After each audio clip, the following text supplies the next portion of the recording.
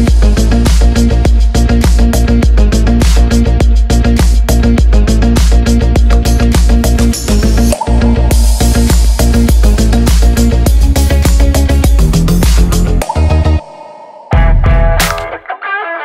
Sobat, selamat datang kembali di official YouTube BUMN Info. Sebelum menyimak BUMN Spotlight kali ini, yuk klik tombol berlangganan untuk mensupport channel ini agar tetap memberikan konten berkualitas tentang BUMN Indonesia.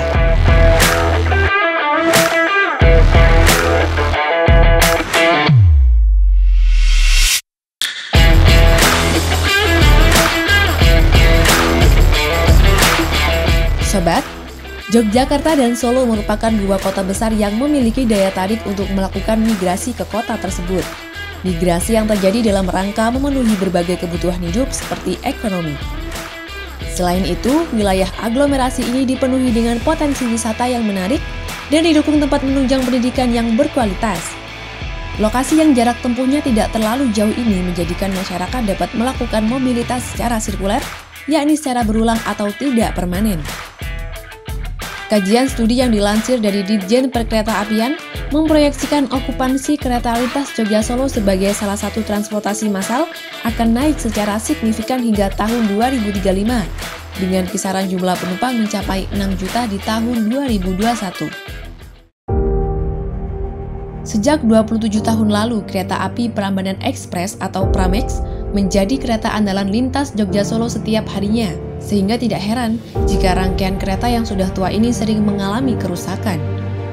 Biaya perbaikan dan operasional Pramex bahkan menjadi lebih besar dibanding pendapatan yang diperoleh. Terlebih saat ini, kereta Pramex tidak lagi mampu menampung animo penumpang Jogja-Solo yang kian meningkat.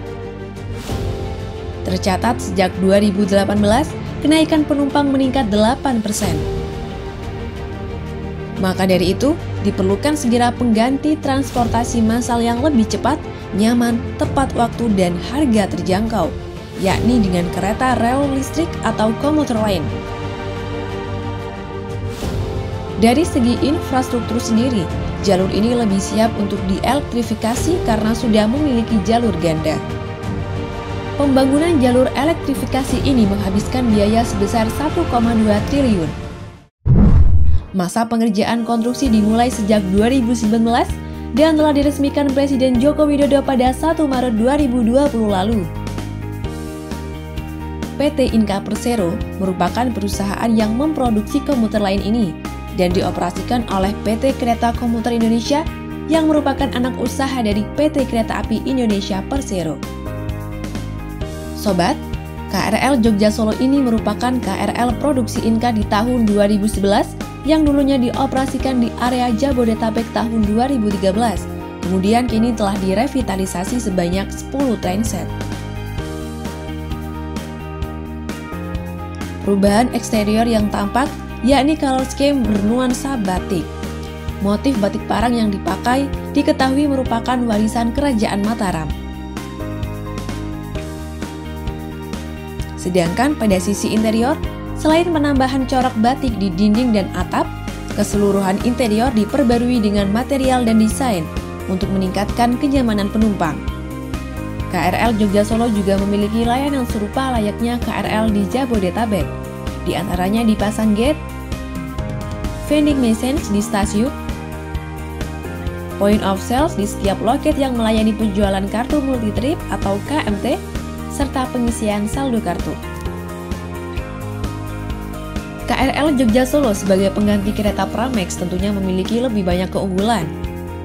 Waktu tempuh perjalanan KRL rata-rata sekitar 68 menit dengan kecepatan maksimal hingga 90 km per jam. Jauh lebih cepat dibanding KA Pramex yang memiliki waktu tempuh 75 menit dengan kecepatan hanya 78 hingga 80 km per jam. KRL juga lebih mudah dalam hal perawatan, lebih efisien dan minim polusi.